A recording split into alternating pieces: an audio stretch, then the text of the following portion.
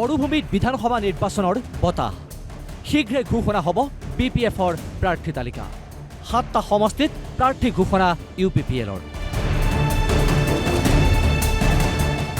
বড়োভূমিৰ 15টা সমষ্টি সাজু হৈছে নিৰ্বাচনলৈ সমষ্টি পুনৰ নিৰ্ধাৰণে বড়োভূমিত বৃদ্ধি কৰিলে বিধানসভা সমষ্টিৰ সংখ্যা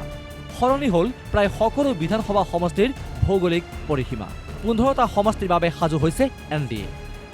BPFে প্ৰতিদ্বন্দ্বিতা কৰিব 11টা সমষ্টিত 4টা সমষ্টিত প্ৰতিদ্বন্দ্বিতা কৰিব BJPয়ে BPFে কোন সমষ্টিত প্ৰতিদ্বন্দ্বিতা কৰিব কেতিয়া ঘোষণা হ'ব BPFৰ প্ৰাৰ্থী তালিকা সাংবাদিকৰ আগত স্পষ্ট কৰিলে BTC প্ৰধান হাগ্ৰামা মহিলাৰীয়ে 19 মাৰ্চ বা 20 মাৰ্চত ঘোষণা হ'ব BPFৰ প্ৰাৰ্থী আমাৰ 19 তাৰিখ বা 20 তাৰিখ সময়ই নাই আমি ভাবিছোঁ 19 তাৰিখতে আমি PMB বহিম PMB বহি পেলাই এইটো আমি ঠিক কৰিম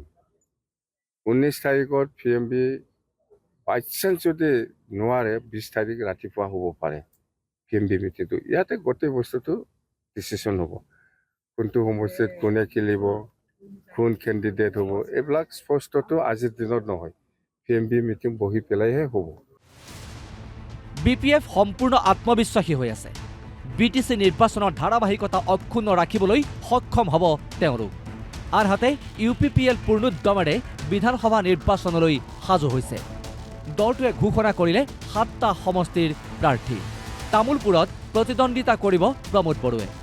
বিধানসভা নিৰ্বাচনলৈ কেনেকৈ সাজু হৈছে UPPL কিমান সমষ্টিত প্ৰতিদ্বন্দ্বিতা কৰিব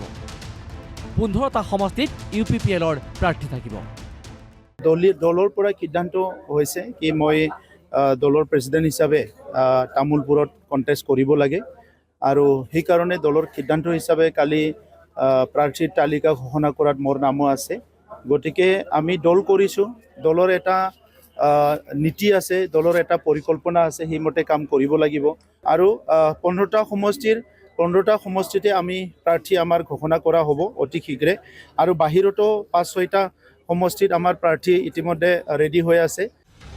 বড়োভূমিত NDAৰ প্ৰধান প্ৰতিদ্বন্দ্বী হ'ব UPPL 15টা সমষ্টিতেই BPF BJPৰ লগত পোনপটীয়া প্ৰতিদ্বন্দ্বিতা হ'ব UPPLৰ